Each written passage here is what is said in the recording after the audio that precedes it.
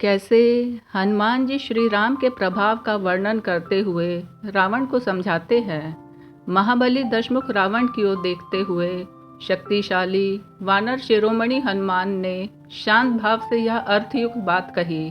राक्षस राज, मैं सुग्रीव का संदेश लेकर यहाँ तुम्हारे पास आया हूँ।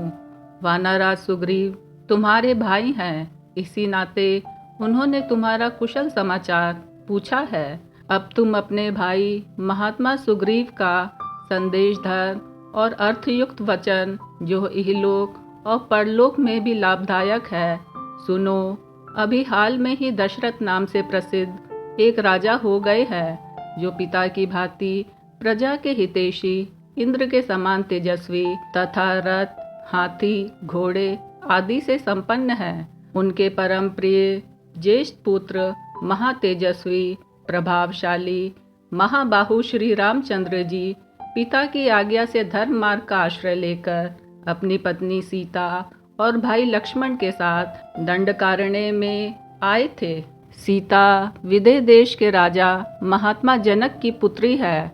जनस्थान पे आने पर श्री राम पत्नी सीता कहीं खो गई है। राजकुमार श्री राम अपने भाई के साथ उन्हीं सीता देवी की खोज करते हुए ऋषिमुख पर्वत पे आए और सुग्रीव से मिले। सुग्रीव ने उनसे सीता को ढूंढ निकालने की प्रतिज्ञा की और श्री राम ने सुग्रीव को वानरों का राज दिलाने का वचन दिया। तत्पश्चात राजकुमार श्री रामचंद्र जी ने युद्ध में वाली को मारकर सुग्रीव को किष्किंधा के राज्य पर स्थापित कर दिया। इस समय सुग्रीव वानरों और भालुओं के समुदाय के स्वामी हैं। वानरराज वाली को तो तुम पहले से ही जानते हो। उस वानर वीर को युद्ध भूमि में श्री राम ने एक ही बाण से मार गिराया था। अब सत्य प्रतिज्ञ सुग्रीव सीता को खोज निकालने के लिए व्यग्र हो उठे हैं। उन वानरराज ने समस्त दिशाओं में वानरों को भेजा है। इस समय सैकड़ों, हजारों और लाखों वानर संपूर्ण दिशाओं तथा आकाश और पाताल में भी सीता जी की खोज कर रहे हैं। उन वानर वीरों में से कोई गरुड़ के समान वेगवान है तो कोई वायु के समान। उनकी गति कहीं नहीं रुकती। वे कपिवीर, शीघ्रगामी और महान बली हैं। मेरा नाम हनुमान है। मैं वायु देवता का औरस पुत्र हूँ। सीता का पता लगाने और तुमसे मिलने के लिए 100 योजन विस्तृत समुद्र को लांघकर तीव्र गति से यहाँ आया हूँ। घूमते घूमते तुम्हारे अंतरपुर में मैंने जनक नंदिनी सीता को देखा है। महामते, तुम धर्म और अर्थ के तत्व को जानते हो। तुमने बड़े भारी तप का संग्रह किया है, अतः दूसरे की स्त्री को अपने घर में रोक रखना तुम्हारे लिए कदापि उचित नहीं है। धर्म विरुद्ध कार्यों में बहुत से अनर्थ भरे रहते हैं। वे कर्ता का जड़ मूल से नाश कर डालते हैं। अतः तुम जैसे बुद्धिमान पुरुष ऐसे कार्यों में नहीं प्रवृत्त होते। देवताओं और असुरों में भी कौन ऐसा वीर है जो श्री रामचंद्र जी के क्रोध करने के पश्चात लक्ष्मण के छोड़े हुए बाणों के सामने ठहर सके। राजन, तीनों लोकों में एक भी ऐसा प्राणी नहीं है जो भगवान श्री राम का अपराध करके सुखी रह सके। इसीलिए मेरी धर्म और अर्थ के अनुकूल बात, जो तीनों कालों में हितकर है, मान लो और जानकी जी को श्री रामचंद्र जी के पास लौटा दो। मैंने इन देवी सीता का दर्शन कर लिया। जो दुर्लभ वस्तु थी उसे यहाँ पा लिया। इसके बाद जो कार्य शेष है उसके साधन में श्री रघुनाथ जी ही निमित्त है। मैंने यहाँ सीता की अवस्था को लक्ष्य किया है। वे निरंतर शोक में डूबी रहती हैं।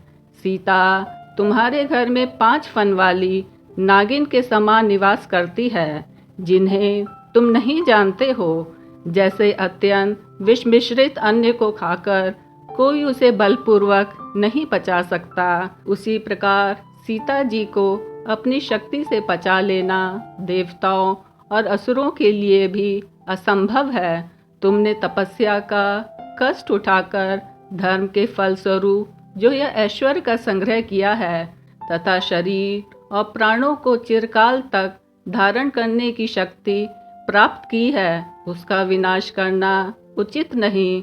तुम तपस्या के प्रभाव से देवताओं और असुरों द्वारा जो अपनी अबद्धता देख रहे हो, उसमें भी तपस्या जनित यह धर्म ही महान कारण है, अथवा उस अबद्धता के रहते हुए तुम्हारे बध का दूसरा महान कारण उपस्थित है। राक्षस राज सुग्रीव और रामचंद्र जी ना तो देवता है, ना यक्ष है और ना राक्षस ही है। श्री रघुनाथ जी मनुष्य हैं और सुग्रीव वानरों के राजा, अतः उनके हाथ से तुम अपने प्राणों की रक्षा कैसे करोगे? जो पुरुष प्रबल अधर्म के फल से बंधा हुआ है, उसे धर्म का फल नहीं मिलता, वह उस अधर्म को ही पाता है। हाँ, यदि उस अधर्म के बाद किसी प्रबल धर्म का अनुष्ठान किया गया हो तो वह पहले के अधर्म का नाशक होता है। तुमने पहले जो धर्म किया था उसका पूरा पूरा फल तो यहाँ पा लिया, अब इस सीता हरण रूपी अधर्म का फल भी तुम्हें शीघ्र ही मिलेगा। जनस्थान के राक्षसों का संहार, वाली का वध और श्री राम तथा सुग्रीव की मैत्री, इन तीनों कार्यों को अच्छी तरह समझ लो। इसके बाद अपने हित का विचार करो। यद्यपि मैं अकेले ही हाथी, घोड़े और रथों सहित समूची लंका का नाश कर सकता हूँ, तथापि श्री रघुनाथ जी का ऐसा विचार नहीं है। उन्होंने मुझे इस कार्य के लिए आज्ञा नहीं दी है। जिन लोगों ने सीता का तिरस्कार किया है, उन शत्रुओं का स्वयं ही संहार करने के लिए श्री रामचंद्र जी ने वानरों और भालू के सामने प्रतिज्ञा की है। भगवान श्री राम का अपराध करके साक्षात इंद्र भी सुख नहीं पा सकते, फिर तुम्हारे जैसे साधारण लोगों की तो बात ही क्या है। जिसको तुम सीता के नाम से जानते हो और जो इस समय तुम्हारे अंतःपुर में मौजूद है, उन्हें संपूर्ण लंका का विनाश करने वाली काल रात्रि समझो। सीता का शरीर धारण करके तुम्हारे पास काल की फांसी आ पहुंची है, उसमें स्वयं गला फंसाना ठीक नहीं है, अतः अपने कल्याण की चिंता करो। देखो, अट्टालिकाओं और गलियों सहित यह लंकापुरी सीता जी के तेज और श्री राम की क्रोधाग्नि से जलकर भस्म होने जा रही है। बचा सको तो बचाओ। इन मित्रों, मंत्रियों, कुटुंबीजनों, भाइयों, पुत्रों, हितकारियों, स्त्रियों, सुख भोगने के साधनों तथा समूची लंका को मौत के मुंह में न झोंको। राक्षसों के राजाधिराज मैं भगवान श्री राम का दास हूँ, दूत हूँ और विशेषता वानर हूँ। मेरी सच्ची बात सुनो।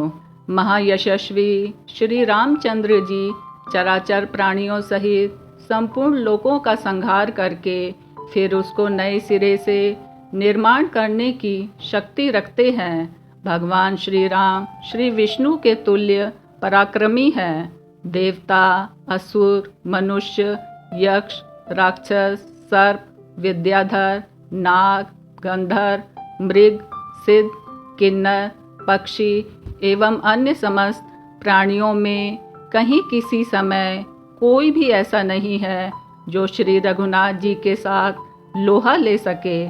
संपूर्ण लोकों के अधीश्वर राज सिंह श्री राम का ऐसा महान अपराध करके तुम्हारा जीवित रहना कठिन है। निशाचर राज श्री रामचंद्र जी तीनों लोकों के स्वामी हैं। देवता, दैत्य, गंधर्व, विद्याधर, नाग तथा यक्ष ये सब मिलकर भी युद्ध में उनके सामने नहीं टिक सकते। चार मुखों वाले स्वयंभू ब्रह्मा, तीन नेत्रों वाले त्रिपुर नाशक रुद्र अथवा देवताओं के स्वामी महान ऐश्वर्यशाली इंद्र भी सम्रांग में श्री रघुनाथ जी के सामने नहीं ठहर सकते। वीर भाव से निर्भयता पूर्वक भाषण करने के बाद महाकवि हनुमान जी की बातें बड़ी सुंदर एवं युक्तियुक्त थी, तथापि वे रावण को अप्रिय लगी।